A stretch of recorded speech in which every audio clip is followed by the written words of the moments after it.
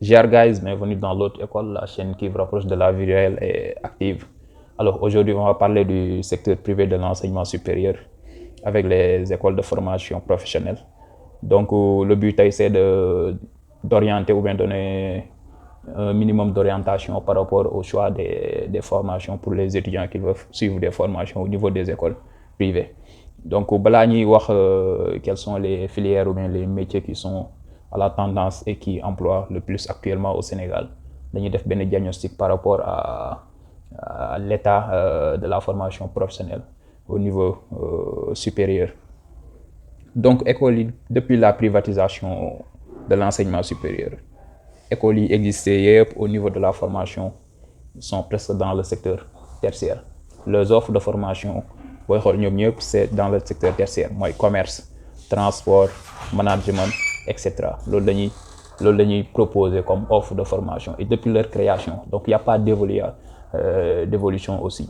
Donc mën nañ jàpp ne depuis presque plus de 30 ans, voilà, chaque année il y a une promo d'étudiants qui sortent avec ces profils-là. Ainsi marché bi day inondé, le marché est actuellement inondé par ces profils-là. Presque gars yi ngay gis yëpp ñi def ci formation yi ils étaient dans le commerce, dans le transport logistique, dans le management, etc. Or ça c'est le secteur tertiaire. Secteur tertiaire bu ñu koy wax c'est le troisième pilier de l'économie. Il y a d'abord le secteur primaire, secteur secondaire et ensuite le secteur tertiaire. Donc ça emploie peu. Aussi le danger mooy dans ces filières-là avec ces profils-là tu peux pas aller mënoo def sa yëfi bopp en fait doo mënal sa bopp dara. Donc tu es obligé d'être employé et l'emploi est très rare pour ces profils-là. Le peu qui existe, tu es obligé de ramper, de suivre les rangs parce qu'on te demande des expériences de 10 ans, 5 ans que tu n'auras probablement jamais. Donc de ce fait, avant ngay dugg ci formation yooyu noonu war nga xoolaat exactement man ban possibilité la ma filière bii may suivre mën a jox. Donc pour ces genres de filières mën nañ jàpp ne le marché est actuellement inondé par ces profils-là. Donc c'est pas intéressant de les suivre à moins que voilà mu leer na la yow mii boo defee sa formation si profil yooyu ba pare bon tu as un emploi qui t'attend wala genre benn parent oncle etc. Assurer na la benn emploi. Sinon si tu veux suivre la masse ça sera très difficile de décrocher un emploi par rapport à ces filières-là.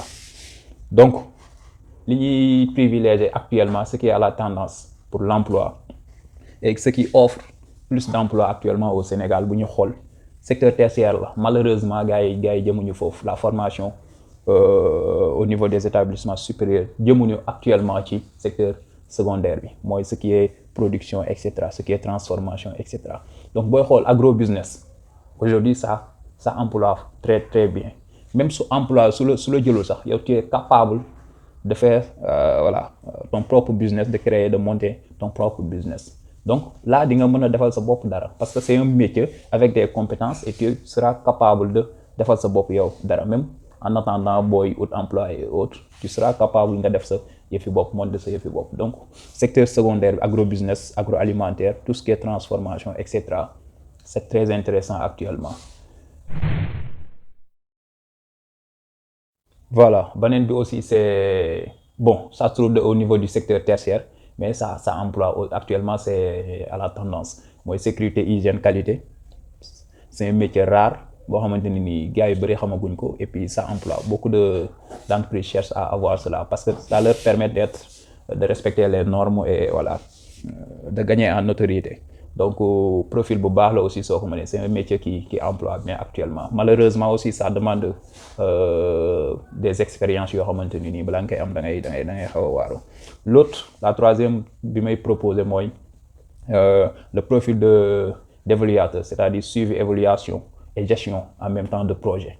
Actuellement avec tout ce qui arrive comme secteur privé, voilà, il y a une tendance à employer au niveau de ce profil-là mooy suivi, évaluation ak gestion de projet. Donc voilà trois domaines yoo xamante ne nii trois profils yoo xamante ne nii aujourd'hui bon képp koy wër pour bëgg a def formation mën nga changer à ce que nga xool exactement ban nga ci gën a soxla parce que c'est les trois métiers actuellement voilà qui sont à la tendance et qui s'emploient le plus au niveau du Sénégal. En tout cas offre yi ñuy jot ñun wala yi ñuy gis profil yooyu ñoo si ëpp.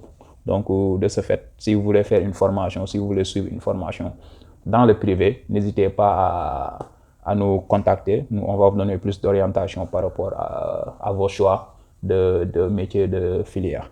Donc, c'était tout pour cette vidéo. Nous avons rendez-vous d'ici peu pour d'autres vidéos, guys. Jaajëf.